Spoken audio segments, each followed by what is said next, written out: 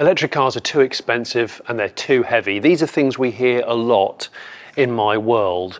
So what about if I told you that this, the Dacia Spring, an electric budget car that we haven't actually had on sale in the UK yet until now, comes in at less than a tonne in weight and is probably going to cost about £17,000. So in this episode, I'm going to tell you everything I know in a turbo tour of the Dacia Spring EV. I'm Jonny Smith, you're watching The Late Break Show, and this episode is proudly supported by blackcircles.com, Britain's biggest online tyre retailer.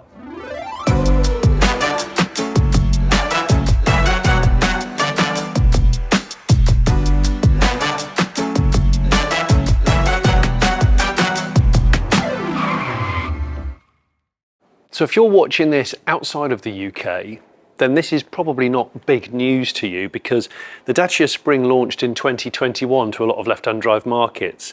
And the underpinnings of the Dacia Spring, which is actually a pretty small car, I'll put the dimensions on the screen somewhere now. I thought this would use lots of components from Renault's toolbox, the Zoe, for example, which has been around now for what, a decade. This is not the case.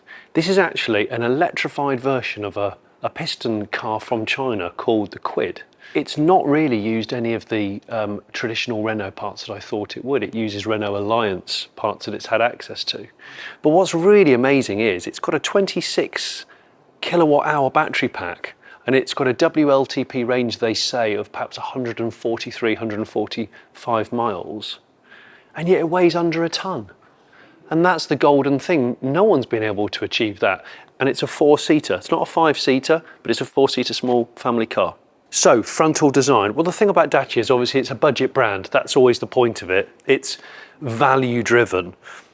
This thing, I quite like this new Dacia logo. This is not EV specific. It's kind of like a DNA strand. It reminds me a bit of the DeLorean Motor Company, the DMC as well. Maybe I'm the only one. But within this kind of new grille cover here is the charge port. You have to pop it right next to the bonnet release with a latch. So just like the Zoe, it's in the nose here. Take the bungs out, which I don't like bungs, but then when you're paying this kind of money for a car, I will accept it. And it can CCS charge, but don't expect for this kind of price point to be able to rapid charge it quickly. It DC rapid charges up to 30 kilowatts, okay, and that enables you to do 20 to 80% in 45 minutes, or it'll charge in 4 hours on a 7 kilowatt home wall box.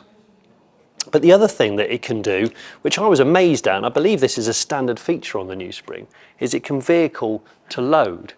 In other words, you can plug in an appliance and you can power stuff off the battery pack, which is something you haven't been able to see on cars of this kind of price point at all. The other thing you have, when I pop the bonnet, which is that release next to the charge port, yeah, there. It has an optional little, very simple recess little fruit/frunk thing which sits above the motor and the other ancillaries that you put your charging cable in. And there you go. Again, there's that real honesty to it. Loads of stuff's visible. It's very simple, but it actually looks well finished, I have to say. Lights. Just thought I'd stick the lights on because again, a lot of thought has gone into this kind of light signature bar here, almost a bit Volvo-y, with the old Thor, like a budget Thor's hammer. But those are the main beams down right there. This blanking panel's got a bit of sort of like tyre mark graffiti on, and there's 3 different trim levels of the new Dacia Spring. I'll talk about those a bit more when we get inside, but the top one's extreme, then there's an expression, and then there's essential. The essential has hubcaps. Come round. It's not often you get to see this, but it has actual hubcaps. Yeah, there we go. Steel wheels with hubcaps on it. Again, people that buy Dacias, they don't want to mess around and pretend to the world that they're something that they're not. So I think there's a real authenticity to just playing it like it is. Actually, I didn't realise that all Springs come with steel wheels and hubcaps, but the entry-level cars have got 14-inch diameter rims. Out of pure curiosity, I later asked the Dacia design boss whether I could remove some of the hubcaps and see a base model Spring with just its bare steely wheels. Sure, he said, take 2 off. So I did. Now, what tyre size?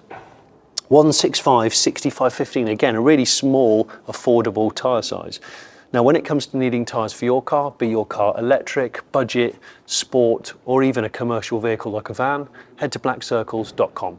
Head to the Black Circles website, enter your vehicle registration number and your postcode, and then you'll find the most suitable tyres for your car and your budget. There are thousands of reviews of different tyres from real customers to help you choose the best tyres for your car. And with the Black Circles Click and Fit service with over 2,000 tyre fitting partners, there will be a garage or a mobile tyre fitter conveniently located near you. Now, I haven't got a great deal of time with the Spring today, unfortunately, so I'm going to try and rattle around it as quickly as I can. So this platform is called the CMF-A platform, which is part of the Renault Nissan alliance, underpinned by a lot of Asian market cars. This is classed as an A-segment car, I believe, only available as a 5-door and only available in electric form anyway, as a 4-seat, not a 5-seat.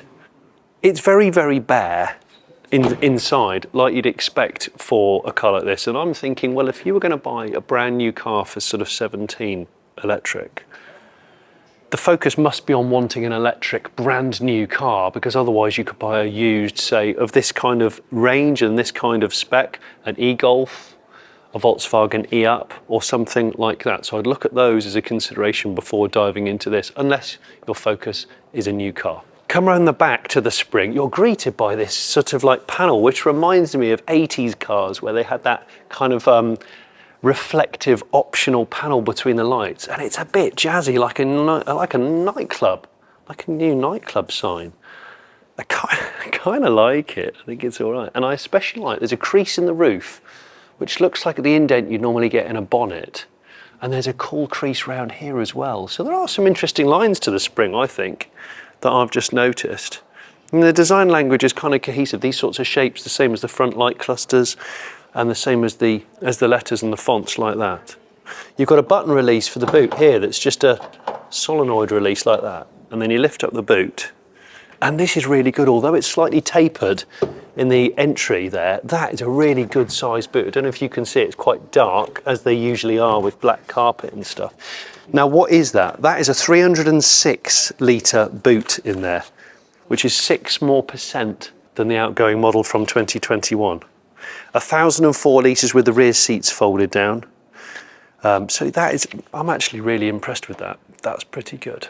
I mean, you can see where they've cut the costs on Dacia. There's no trimming on the inside of the tailgate. This is just pressed steel with a little bit of cover for the rear wiper mechanism and the third brake light. But you know, you pay your money, you make your choice. However, there's something that you do need to know about the Dacia Spring. On the one hand, when I read the review here, it said the Spring's energy efficiency and carbon footprint were particularly praised in 2022, the previous car, when it was awarded the maximum 5-star rating from the independent European organisation Green Ncap. So in other words, it's classed as a very green car in terms of the cost of production and I guess the CO2 of the production. But in terms of Euro Ncap, as in crash safety, it scores 1 out of 5. So don't get Green Ncap and Ncap mixed up. Do that at your peril. Beam rear suspension, as I would have expected, and really good ground clearance. When I first started driving Dacias, I did it for the TV show Fifth Gear, and I went over to Romania, which is where Dacia are from. One of the key points of Dacia models back then was the ground clearance was raised above normal Renaults because the quality of the roads in Romania were awful. Fast forward to now, and I think Romanian roads are a lot better, but this does seem to have an excellent ground clearance, which is worth mentioning, because probably while Romanian roads have got better, in that time British roads have got fucking worse. Basic, but not too basic. That's what I would say about the interior of the Spring.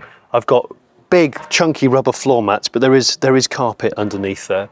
The door cards are really, really thin, but with good sized pockets for stowing stuff, and there's a massive cubby down here to stow things. Interesting toggle to shift the gears there, but I'm pleased to say there's an analog handbrake. Again, keep costs down, one less thing to worry about. Electric handbrakes are just satanic. I hate them. And the top ranking car model has this, which is a touchscreen, and that's not going to be available in the entry level, which will just have apparently an interface for your smartphone. Which begs the question, I think, if you're a Dacia person, do you want this sort of thing? I probably don't. I'd probably just want a dock for my smartphone, let my smartphone take all the software updates, let my smartphone do all of the navigation and all of those sorts of things, and not have any of that baked into the car. But that's just my personal opinion. I'm noticing a lot of Renault bits and bobs, which is a good thing, like that, the volume control there, these stalks are very Renault-y. And actually, yeah, it feels like there's loads of legroom. The footwells are nice and open. I don't know if you're going to have heated seat option, but there's definitely a pair of USBs there and physical knobs for the important stuff like heating, fan control, and obviously these are the windows. The windows are, there's no switchgear on the doors whatsoever. It's all inboard, which is usually a cost-saving thing. And there's a pleasant tray. Is it rubber lined? No, but there's a pleasant tray just there. We don't have many trays for stuff on modern cars. And that's outlined in white plastic, the same as this binnacle here, the same as this handle and this well down there. Okay, stop a second. There's something else I learnt about the Spring's practical cabin after we finished filming. You see that light? It can detach and it can be moved around and put in other places because it's part of Dacia's designed U-clip accessory range, all sharing a square click-clip style system. You can attach various accessories to the centre console or the dash, such as a storage pouch, phone holder with or without induction charger, cup holder, bag hook, or that portable torch on the parcel shelf tray plinth thingy. Clever. Very clever. And the seats, integral headrest, which I think is fine for me in the front here, but for people in the back I always worry about it masking a load of visibility. Let's have a gander. I've put the seat back to how I would probably drive this car. It's actually, this is as far back as the Spring seat goes. There's loads of give in the fabric, but I could, at a push, sit behind myself, but I'm not going to. If you just excuse me for a second. I've just put this forward a little, not completely forward, so I can sit in the back. Back seat's completely flat.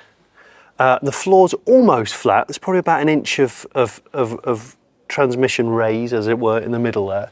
And I'm sitting, I can sit completely upright. I've got pretty good headroom.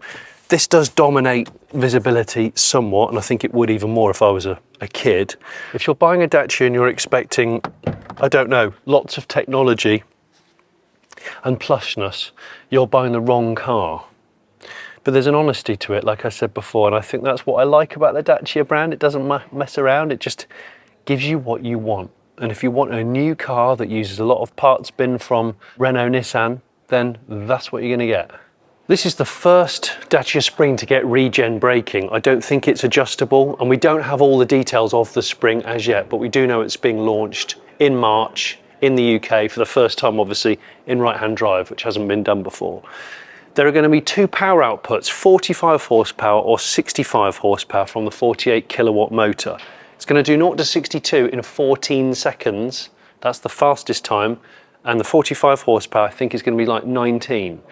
That sounds horrendously slow, 14 seconds. But actually, I think the early Zoes were around about that. This is the kind of car that Dacia says would make a perfect kind of second car. So if you're a household that is thinking about buying an electric car but doesn't perhaps want to commit with their main car, this is one of those cars that you could consider to be a second vehicle with its 143 mile WLTP from that 26.8 kilowatt hour battery, which I've just noticed is down there. You can see it from underneath the car. It does quote, to make you feel a little bit better, a 0 to 31 mile an hour score of 3.9 seconds or 5.8 for the lower ranking car. So if you're using it a lot in cities, 0 to 30 is actually more important than 0 to 60, is it not? So if you've seen the Dacia Spring since 2022, this is effectively a facelift of that car. In terms of tech, it's largely the same. They've just put some different cladding on it like this. The front and rear are different. There's also some new colours, of which this is one of them. This is brick red. I actually like this colour. And they do something that's sort of slightly military and beige, which I kind of like as well.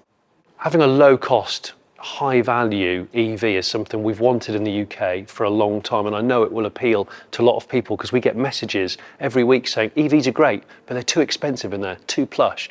Well, the Spring kind of bucks that trend. As long as you buy it at the entry level, But before you do, one thing I would recommend is look at the residual values of used EVs, because there's 2-3-year-old EVs on the market right now that are around this price point, which might appeal to you more. Always try before you buy.